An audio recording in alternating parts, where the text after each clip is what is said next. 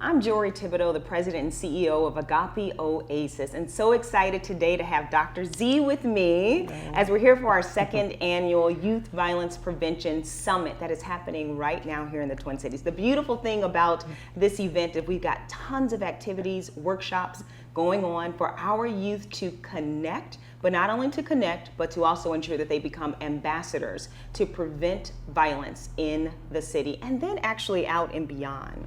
So I'm excited to have you with me, Dr. Z, because one of the important things that we focus on in our organization is partnership. We know we can't do the work alone, and nor do we want to do it alone, because there are experts out in the field, there are people that are passionate about the same mission. And so today we want to talk a little bit about what partnership is. So while I have you here, we'd love to have you share who you are, what you do, and why you love the work that you do. My name is Dr. Z, and I am here hailing from the Doorstep Legacy Foundation. The Doorstep Legacy Foundation is a youth program here in the Twin Cities. We're in Anoka County, Dakota County, Hennepin County, and Ramsey counties.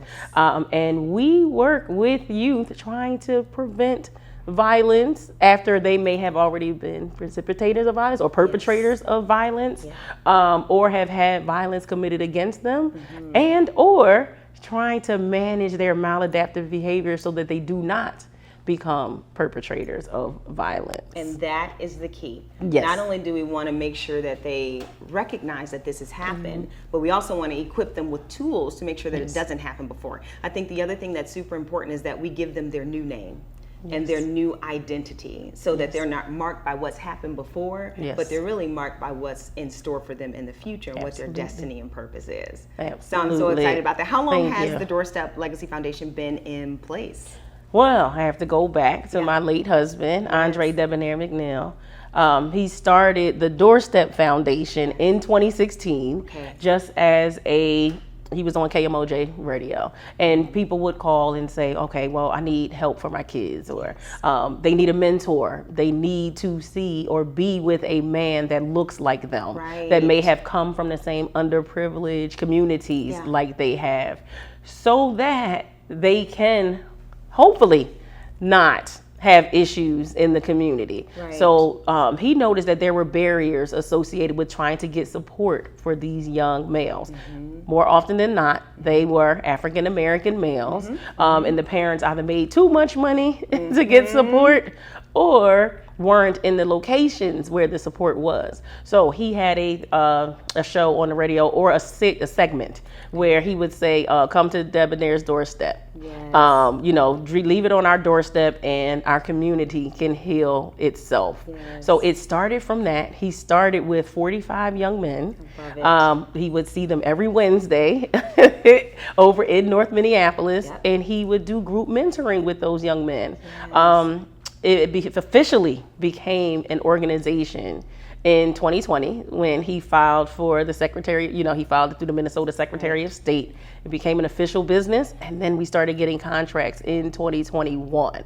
So from 2016 to 2021, it was a labor of love. And I met him in between around like 2018. And it will continue to be a labor of love. I mean, that's exactly what it is. You can't stop a purpose once it's set in motion.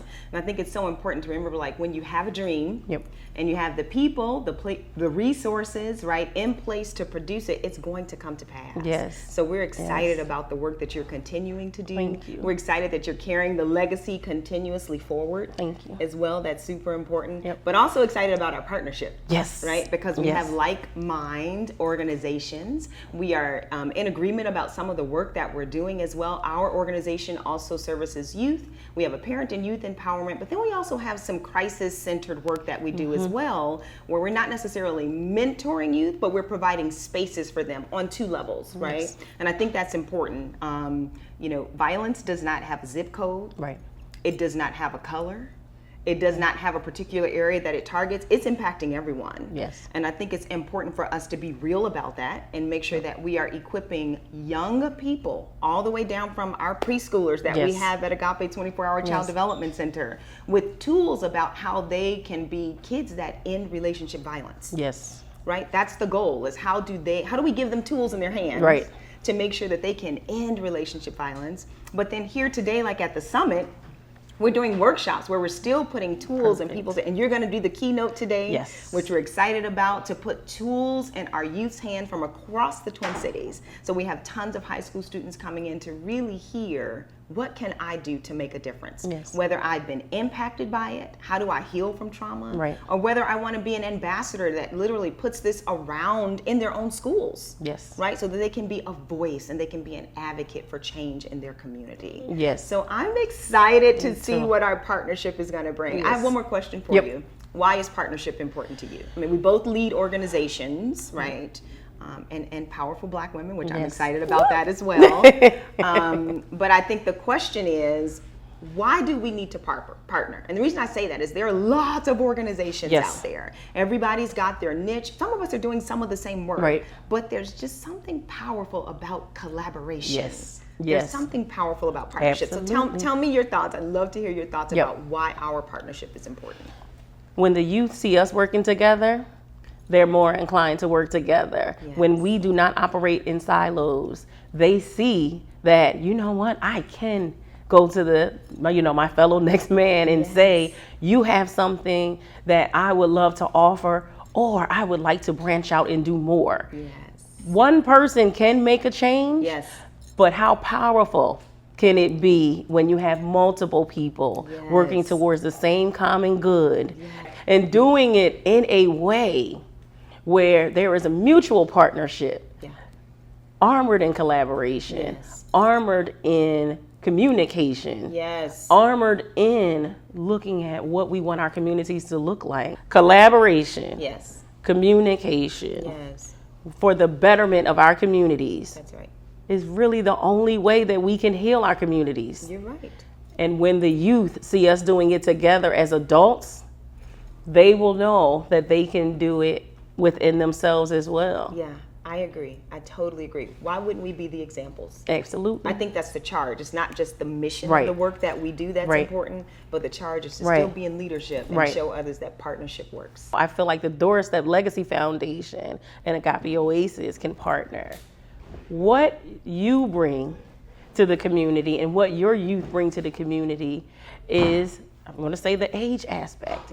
When youth see others that look like themselves, closer in age, they're more likely to hear and listen Yeah. and actually take action. Yes. You know, us old people, I'll call us old. Yeah, you can tell me anything, but when it's somebody closer in age that can kind of mentor and mold and just kind of bring them along, I think it's more impactful I than agree. the adults just verbally talking about what we need to do in the community. I think agree. if they see it in action from youth that are closer in age, I think it will be more impactful. It makes a difference too. You know, I think about, so we've been doing this work. Our organization is almost 40 years old. So Minnesota's first 24-hour child care center. But then we built these new additional 5 pillars to our organization. And for me personally, what it does as a leader of an organization, it helps to keep the vision alive. Yes. Right? These kids, they're smarter in some are. aspects. They are. They're more innovative. Our Right. youth are. They're creative. Yep. They know how to reach their own. Right. And the ideas are there. Yes. The solutions are already there within the inside of them. So if we give them a place to grow and prosper, they have no choice but to do it. Yes. And that's our responsibility, is Right. to create opportunities for them Absolutely. to carry the vision forward. I completely agree with you on that. Yeah. They're so important to the key, such a huge component to Right. the success of it. Right. So, well, we're glad that you are watching, and we hope that you've gotten something, a nugget from leaders in the Twin Cities who are partnering together to finish the work to make a difference in the communities that we serve.